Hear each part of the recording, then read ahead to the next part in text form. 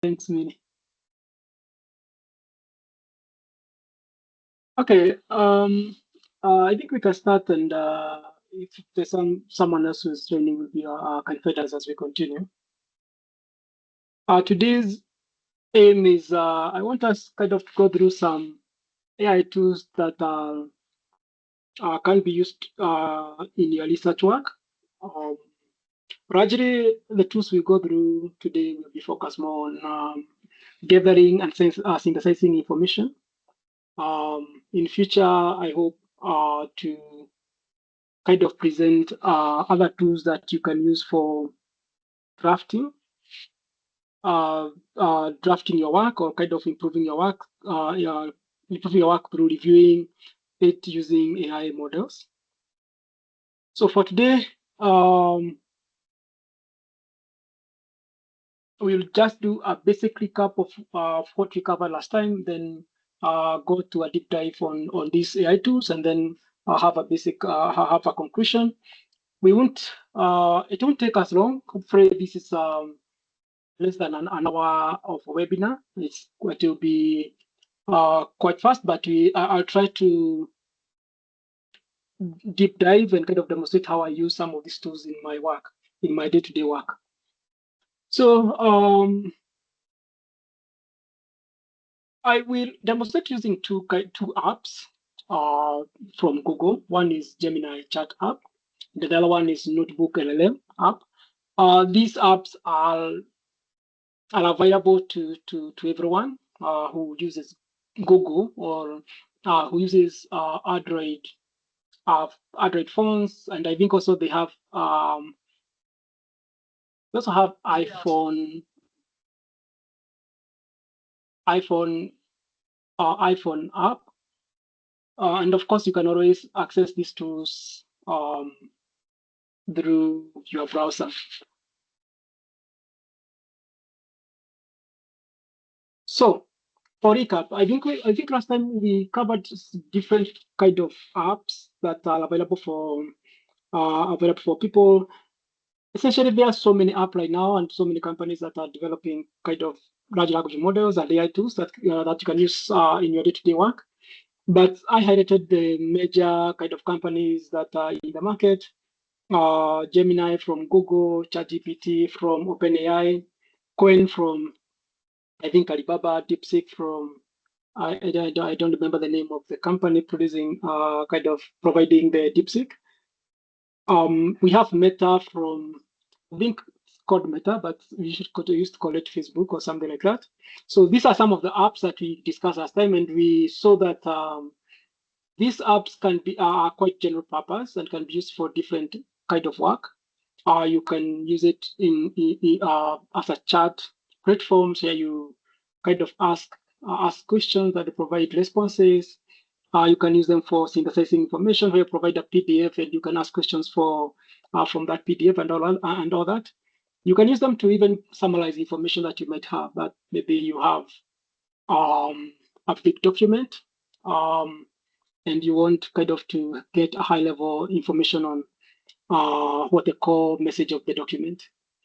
As we mentioned last time, at the end of the day, you are the expert in the field. And I think that's something for academic is important to emphasize that at the end of the day, these apps can make mistakes. These are large language models. The probability that they can make a mistake when they are summarizing or providing an answer, you as an expert should be able to kind of have an idea whether the responses that they are providing make sense or not. And that's why I kind of recommend when you're using these models, uh, whatever you are whichever questions you're asking, either they are low risk questions, such that even if the answer is wrong, the probability of damage or a higher risk is low, or you are working in an area that you are quite good in, and hence if it provide information that you feel is any information they provide, you can be able to kind of vet or verify the information whether it's correct or not. So I think that's quite important before we continue. So let's do a deep dive because I think that's the focus of today. And as I have mentioned, I'll kind of illustrate this using these two apps, Gemini and Notebook LLM. And I believe if you're interested, you can check other apps, whether it's ChatGPT, DeepSeek, Qwen, Meta, Perplexity, Crude, or whatever models or apps that you might be using. You can try to see whether they also have the same capabilities or the tools. And I believe most of them should be able to kind of be able to use most of them should be capable of kind of providing the information you need in most of the things that you'll be doing here. So what I'll do is let me just kind of go high level what I'll try to demonstrate in Gemini, and then I can go to Gemini and kind of illustrate some of these use cases. So I know all of us, maybe most of us have used this for Gemini or ChatGPT or whatever app you are using to ask questions. So generally you ask a question, and then it will provide an answer to the just a minute.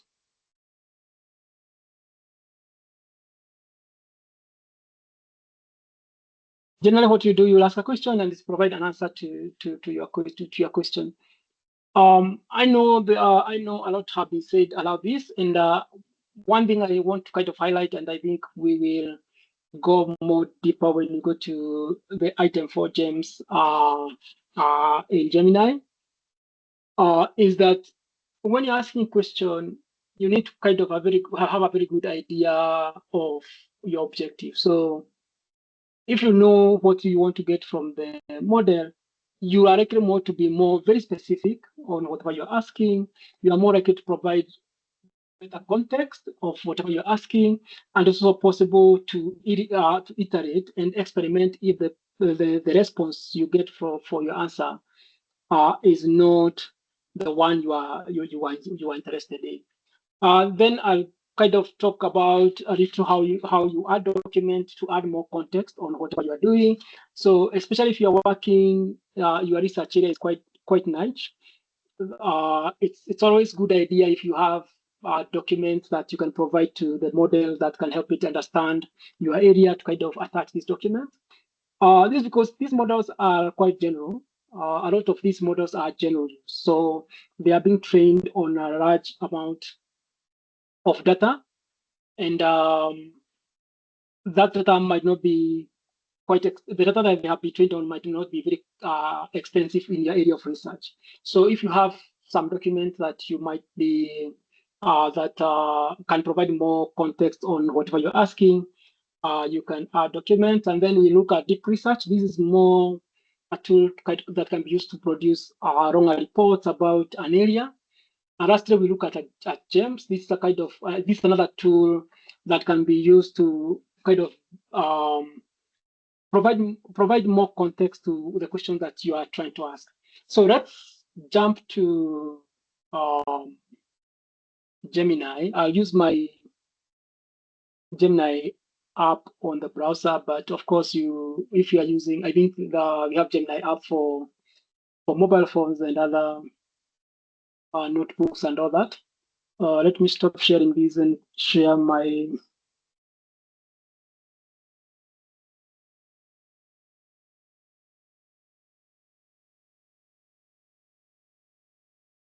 I don't know whether my screen is visible or whether I'm sharing my browser. Don't know whether you can see. Hello, John. Anyone who can confirm whether you can see my screen? We are able to see. Okay. So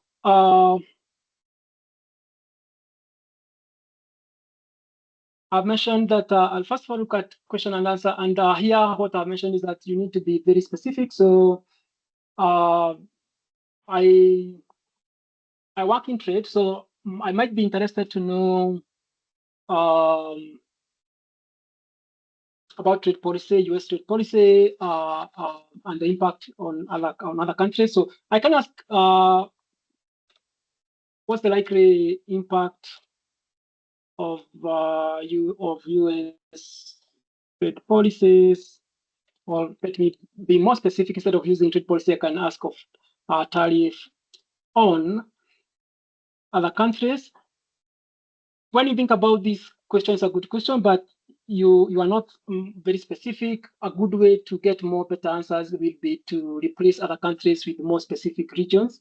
So maybe you can talk about Africa, and of course, U.S. tariffs has been in existence for a very long time. So you can also be specific instead of just using U.S. tariffs. You can be more U.S. tariff at the Trump second term.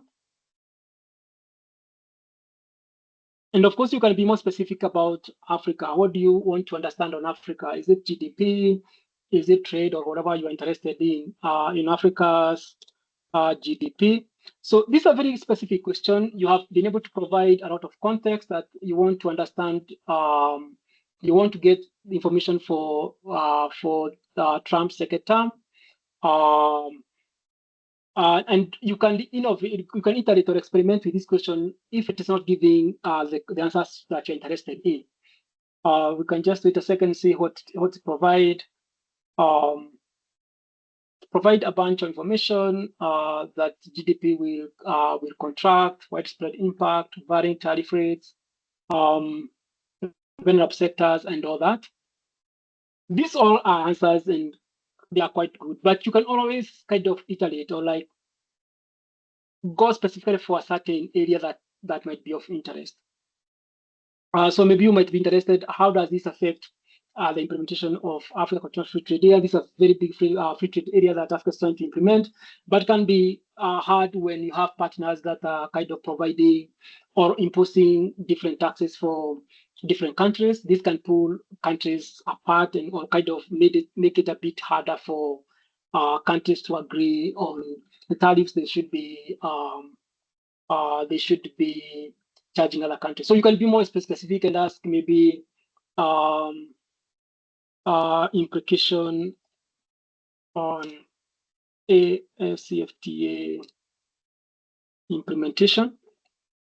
This is a way of iterating from the answer that you have gotten, and then you try to go a bit deeper to a certain area that might be of interest. So you can see it gives you a bunch of information about this, and it's quite extensive. Depending on how much information you need, you can give more context and say, kind of tell the model to be more specific. You can maybe say in 200 words, summarize the impact on GDP. The good thing with the model is like it already remembers everything that you have already said about this topic. So you don't need to kind of repeat yourself when you're asking a new question.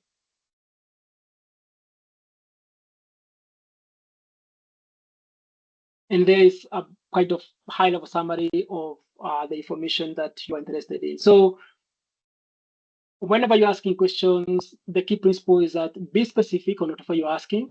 That gives you better answers. If, for example, if you're interested in a certain country, be specific that you want the impact on Kenya instead of Africa, and or whatever question whichever country you might be interested. Provide enough context.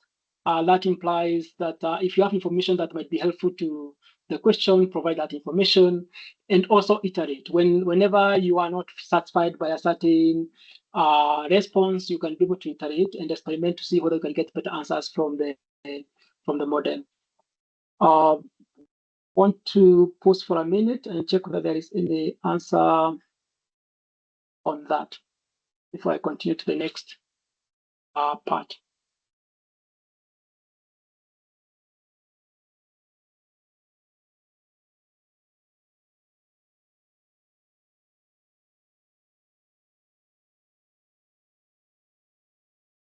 Okay, if there's no answer, if there's no question, I can just go to uh, the next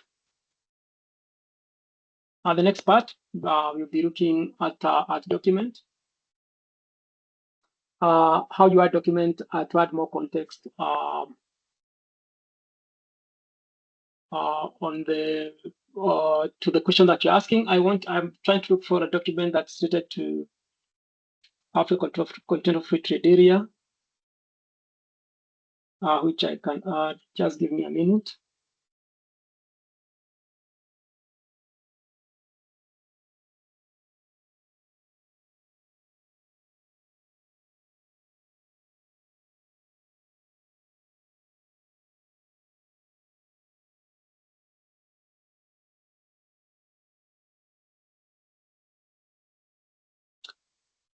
Okay, I have the protocols on the system.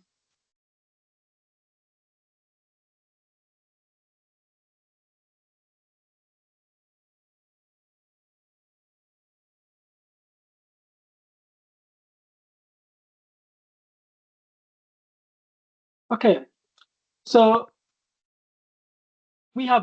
this question have been related to Africa Continental Free Trade Area. I can just add more information and kind of add more context by using this button here. I hope it's visible in my screen. I can just click here and upload document, or you can add from your Google Drive. It depends where you have stored your documents. I can upload a document. I want to add a text on the treaty establishing the agreement. And now I can ask more information. And does the US tariffs affect the NTBs, that's non-tariff barriers in Africa? And it can use the document to provide this information, or it can just search online. So if you are kind of trying to ask questions that are a bit more what do I say, a bit more niche, you can provide document or information or more information that can help the model to dig through and provide you better answers. You can see to provide you the information. You can directly tell it to use the information, the document that you are provided, of course, or it can just use other sources that are available online.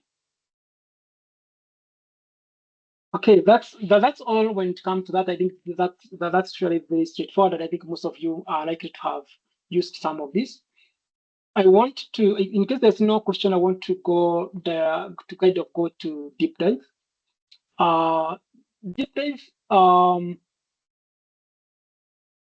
deep dive is just a way of getting more comprehensive information to on a question that you're interested in. In Google, it's quite straightforward. At the chat, wherever you're writing your question, there is a button for deep research. And if you click that button to provide you a way of getting more in-depth answers to your question. This can be quite a long report. And hence, maybe it depends on what you're interested in. Maybe you might be interested to kind of give what at least give the number of words that you might be you are looking for. So you can say maybe in a 1,000-word report, can you tell us about ABCD? This can be a question. I might be interested to know some issues to do digital, maybe digital inclusion and digital system. So what's the effect of digital payment platforms on digital inclusion? Of course, you need to be very specific. So I can decide I want to know this for Kenya. I don't want kind of for it to search across the world. I might be interested to learn more about Kenya. And with that question, if you click, it will take some time to go through different resources to it first of all create a plan on what how to do this, and then it will implement that plan. So here is the kind of how it's going. Here's the plan to tackle that topic. Let me know whether you need to make any changes. So what to do is to go to do research on all these areas. Then those are around 8 areas. Then what it will do to analyze the result and then create the report. You can edit this plan to maybe make it a bit. Maybe you want to look for point 1 to 4. You don't want to go to 5, 6, 7, and 8. Use points 1 to 4. That reduces the amount of information that it will be searching online. Now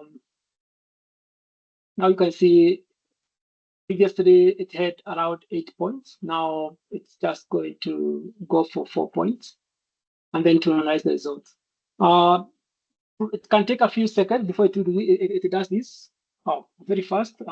It has started looking for this information. So what we can do is we can give it time and then come back to this later on once they have done doing the research. I want to stop for a minute and check whether there is any question.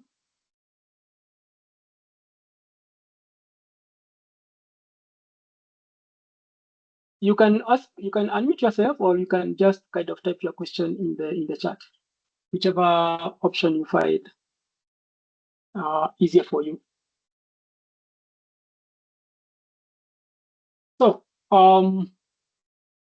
that is it for deep research. This is quite good, especially when you are interested to you might be starting a research in a new area.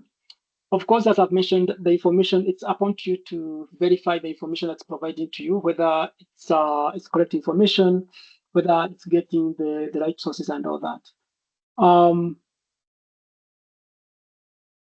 As it does this, I want to quickly, in case if there's no question, I want to look at gems, which is just another way of creating more, what do we call them? A chat platform that's more specific to an area, or better providing more information for the model to kind of provide more specific answers. So the problem is still kind of analyzing this.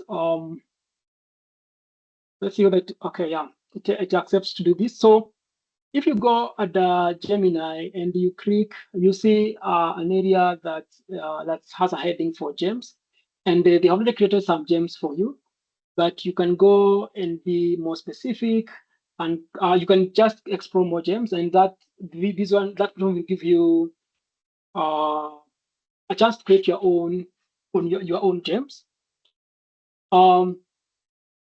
The key thing here is to be more specific on what you are creating. So as you can see, these gems will be a chat platform that is more specific and can help you to be can provide you with better answers. It's more tailored to a certain goal.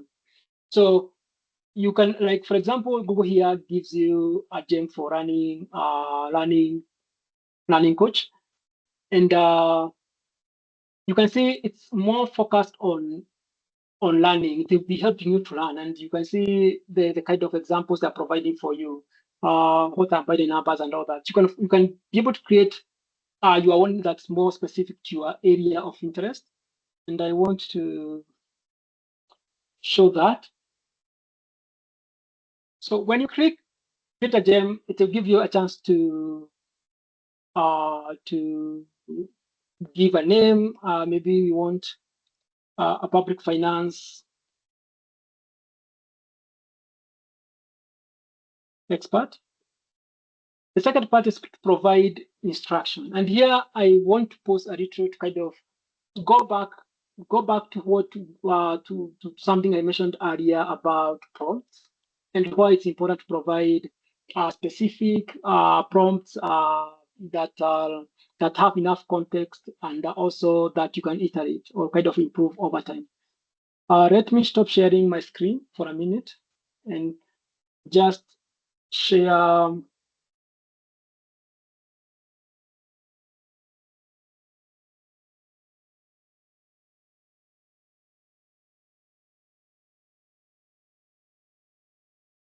I hope the PDF is visible to you.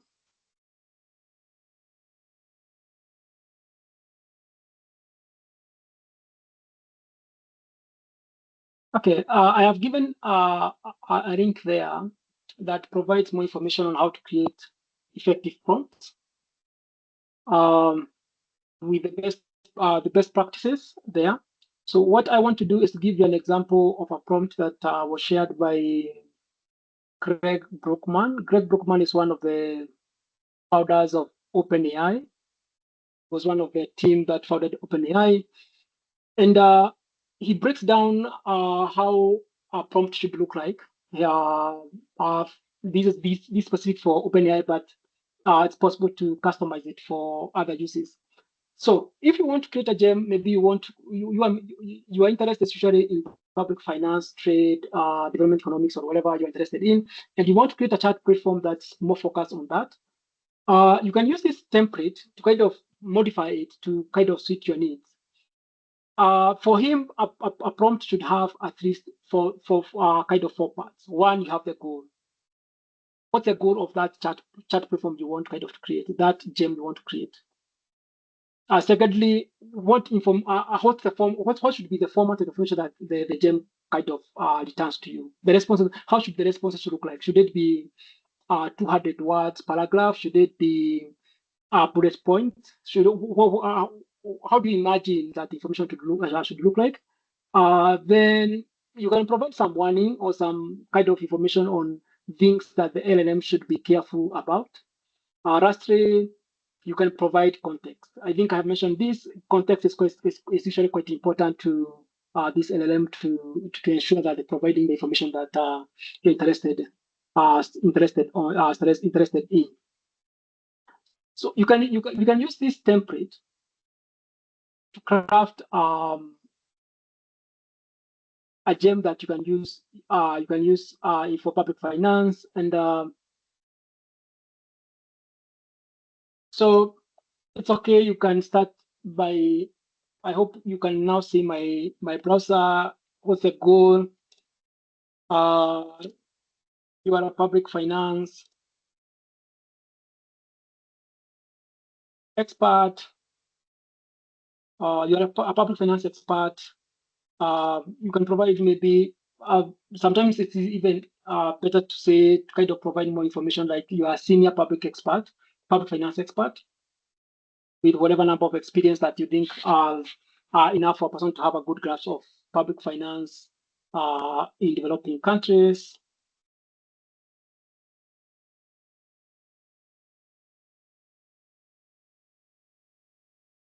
Your aim is to provide information on implication of budgets, revenue, revenues, raising strategies,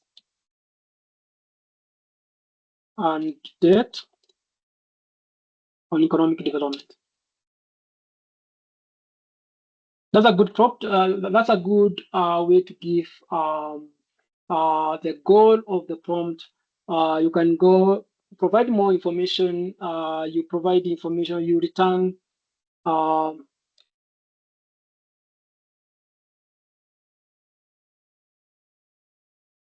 you provide responses in bullet form if that's what you're interested in using bullet point.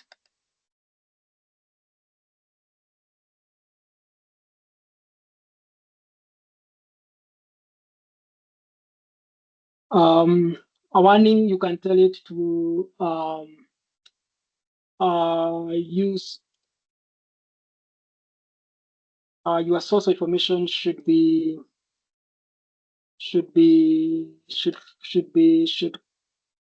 come from credible sources. Credible academic sources.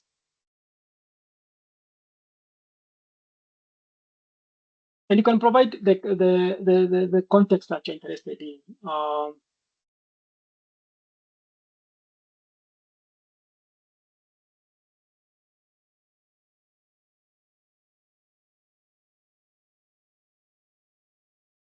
You can provide the context that you're interested in. I will not provide the context, but you can just kind of dump that context there. And from there, you can start asking your GM your question. What's the impact of debt default on growth in Kenya?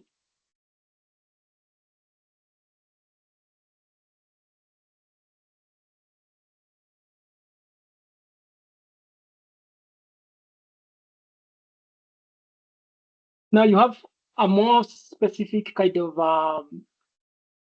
chat platform that can tailor more information for you. Of course, you want to save your gem so that you can have access to it later on. Unfortunately, if I save, I have to start the chat again, but that's fine.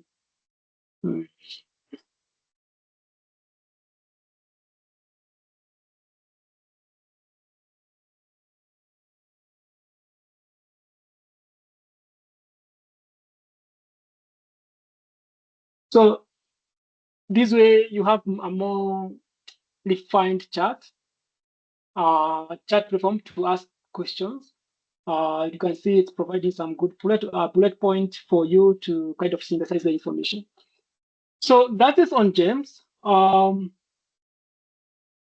I think depending on different areas that you might be working in, you can have these gems for different areas.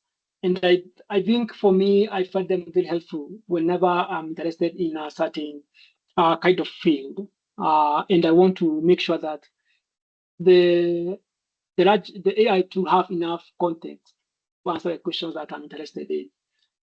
I want to pause for a minute as I go back to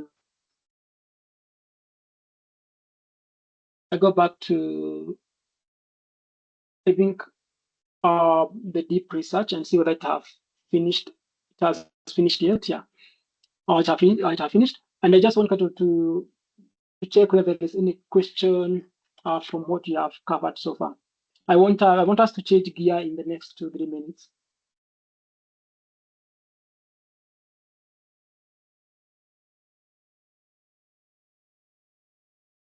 Okay. There's none. I can show you the report that has been created by the model.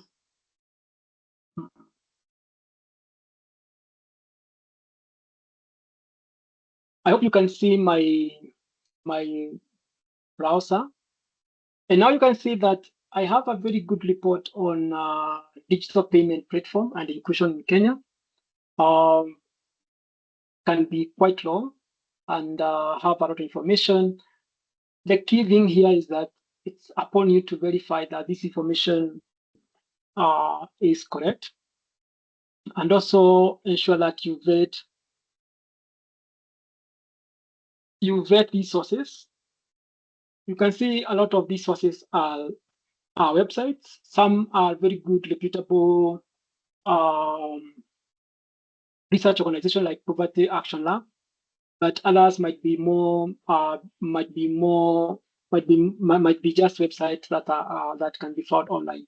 So it's upon you to kind of everywhere you find a claim to check that resources that first of all the sources that it's quoting exist, but also that information is coming from those sources. You can see that the report has these numbers, which tells you where did these two get that information from. And I think that's quite important to kind of ensure. Of course, you can see like here you have a lot of data, and the problem is that this data, some of it have once you click here, you have these numbers that telling you that the information is coming from this report, Delbach report on Delbach report. So it's a point for you to kind of verify this information and ensure that this information is correct. Lastly, you can export this information to docs and read it from the docs. If you don't want to read this information, you can create an audio overview to listen to. So this will just create an audio of this document, discussion about this document that you have created, and you can listen to it at a later time. Okay, that's all about Gemini I wanted to talk about today. I want us to shift gear to Notebook LLM, where we'll kind of learn a few things on how you can use it for your own work. This one, I use it more mostly for research synthesis, where I have a bunch of documents I want kind of to synthesize or to get information from. And I can use it kind of to get that information from this document. So just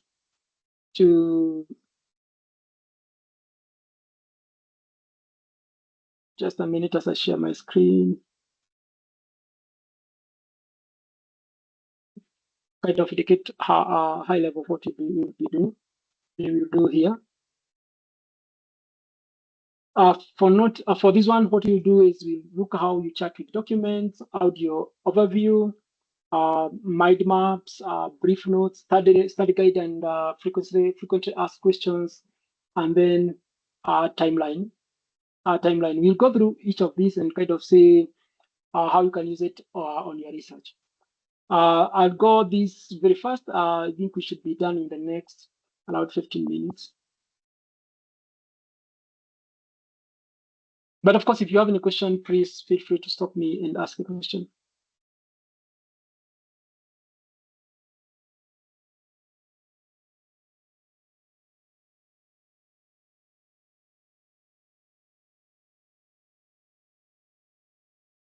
Okay, I hope you can see my browser.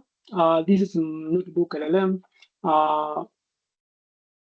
One thing to notice that these tools are available if you have a Gmail account, so you should be able to access them. They have a paid plan and a free tier. For me, I'm just using free tier. And for illustration, I want to use. You can always create a new notebook. Here, you just create new, and it will give you a chance to upload a document. I can upload this document on Treaty to sign AFCFTA.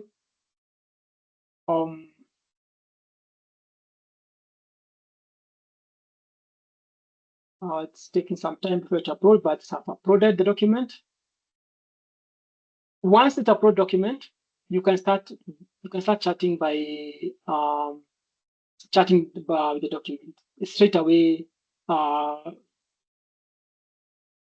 If you want, for example, you can ask which are the member countries.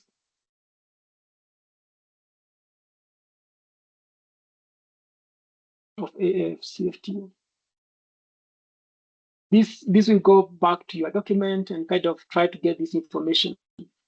Based on also provided the agreement defined member states as member states of African Union. So member states of African Union are the members are the one who are member of this agreement.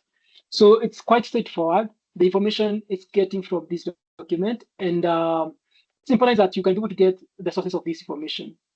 You can see that once you hover over a number, it will show you the source of that information. Anywhere you see a number, you hover over it, you get the kind of the source in which area of that document the statement is referring to. So it's quite straightforward and easy to verify that the information that's providing to you is the correct information. That is it. I think we have already covered that a lot. I think one of the quite good feature I find here is this audio overview or deep dive conversations. This one, I usually use it when I want to maybe to have a high level information about the document. I can just generate this. It usually takes some time, but once you generate this, you can be able to kind of listen to a conversation about this document. It will not be in depth, and if mistakenly you are using it for research, you'll still be required to kind of go back to the paper, but it usually give you a very good overview or a nice discussion on what your paper is all about. As we wait for this to kind of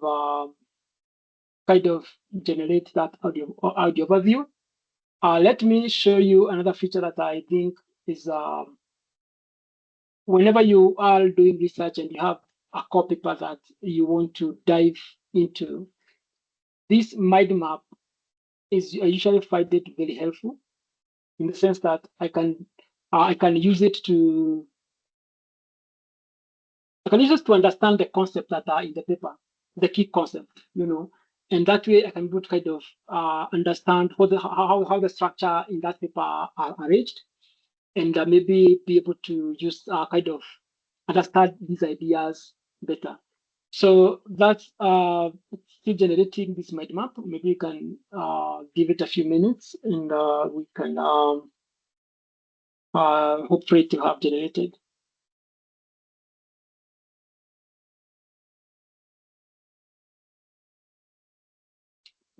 Any question up there?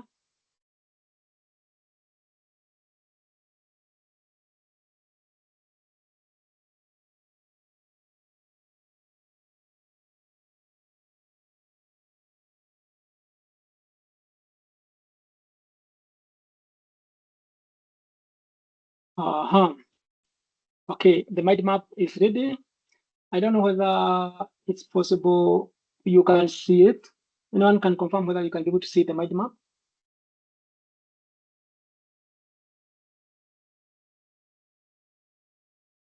I can see it, John. Okay, okay. So this is a very good way to understand maybe how your idea are related in the document. So you can use it kind of to get to deep dive into your document. So definition, whatever, all these administration transparency. Maybe I can go to protocols. I can close these. Usually opening them and closing them is quite easy. It's just clicking the arrow. I wanted to go to protocol on goods and services, and you can see different protocols that are at that different concept that you can explore. Once you get uh, an area you're interested in, what you just need to do is to click on that area. It will open another panel on your left that kind of that will be exploring that area. So if you look at here, it have a question here, discuss how these sources say about Article 7, import duties in that context of trade liberalization under this agreement. You can see you have all this information that are related to that area that you had clicked of the mind map. Still generating the audio source, so I will not just kind of continue. Other tools that you can find here are just below the light corner, toward the right of your screen. You have several things there. You can generate a study guide or a frequently asked question. This is just question and answers. You can generate a briefing doc. Briefing doc is just a high-level summary of this document. And that can be good if you want to, if the source you are trying to access, you're interested in getting high level information. You're not just trying to go to kind of get in-depth information about the document. Let me try to open whatever it has created to see how it looks. This is a briefing guide. It's not a very long document. It's just a brief summary or high-level information about the document that you have provided to the whatever to this model. And I think it can be quite helpful, especially when you just need to kind of get a high-level information about the document. Others are quite straightforward. Some of them might not be relevant. Timelines might not be relevant. Frequently asked question might not be. If you are a student, yes, this can be helpful. If a paper is part, you want kind of to review or to make sure you understand the content of a paper. Frequently asked question you can use that one, or study guide, which is the same. It's just a bunch of question and answer, helping you to kind of synthesize the document. So I want to finalize with audio overview. And here you have see we have created an audio overview. I'll just click. I just want to confirm whether you can be able to hear the audio. I'm not sure whether it's possible.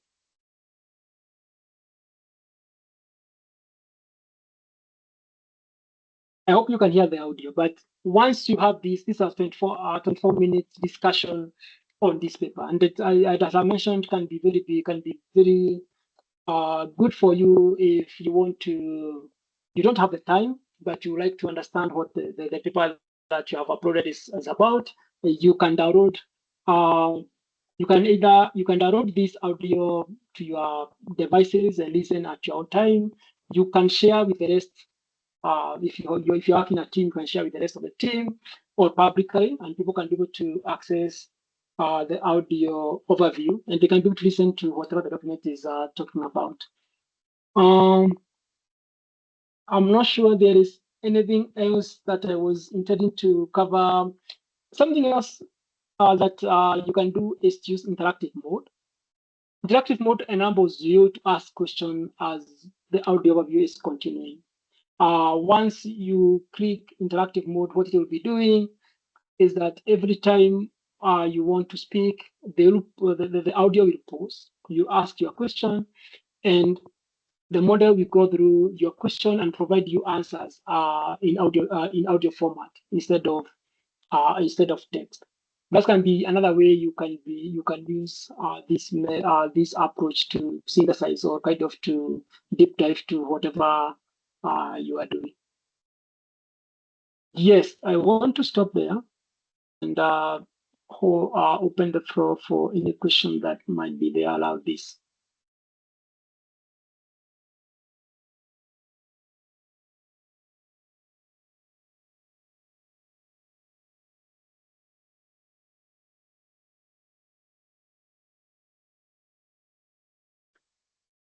Okay. Thank you, John, for that. Okay. I've joined very late. I was on the road. I could not log in. Okay. I hope I'll be able to get the recording. Yes, we are recording. We'll be able to share with you, with everyone once we are done. Great, because I was really looking forward to this session. Okay. We'll share with the rest of the team. Okay, so we have gone through the Gemini in the notebook. We have seen some of these two can be quite helpful to in terms of saving your time. And something we have discussed, and I think I need to iterate is that the better you are prompt or your question to a large language model, the high likelihood of your responses. Lastly, these tools, you are the expert; they are not the expert really. So whenever you are using them, ensure that you are confirming the information they are providing is correct. So Simon says, thank you, John, for the deep dive. How do you transfer your AI output to your thesis and avoid plagiarism? To be frank, I don't. My sense would be that you should not write. I know people have different preferences. I don't use this one for writing. I use it. I use large language model more for review. I write my own thoughts. So, for example, if I'm doing a deep dive on the one I've done on financial inclusion and digital platform, and I'm working on that, that will give me a high level idea of what the field looks like. But at the end of the day, I'll draft my own kind of work. The good thing is that I already have some sources that kind of point me to the background on how that area looks like. So if you look at that deep dive or deep research we did, it's kind of quite detailed in terms of the numbers of the reach of digital platforms, financial inclusion, and all that. So that's information that can be very good for you when you are drafting. But I don't use that. I don't use that document the way it is. What I'll do is I'll draft my own document that might use some of the information that have been drafted by those that deep research. I think that also kind of helps you to kind of avoid plagiarism, because plagiarizing, and one thing to say is that the writing with LLMs have their own writing style, which sometimes can be very boring. So it's also kind of good to draft yourself, because that gives you a sense, kind of adds a voice to your own work. So that would be my sense. But I do also use them a lot in reviewing, and I think in the next training, which I think will be the last in this series, I will show you how you can integrate this large language model or AI tools in your Word document, in your Word program, in such a way that once you draft something, you can ask them to review. I know a lot of people already uses Grammarly and other tools that are grammar related to do this, but you can also use that large language model to provide more context and more information on whatever you're writing. Okay, I think that's all. I want to stop there unless there is any other question. Okay, thanks everyone. I hope some of this information will be useful to your work. I will share the slides and also the recording with the larger group, and also anyone who have managed to join the training.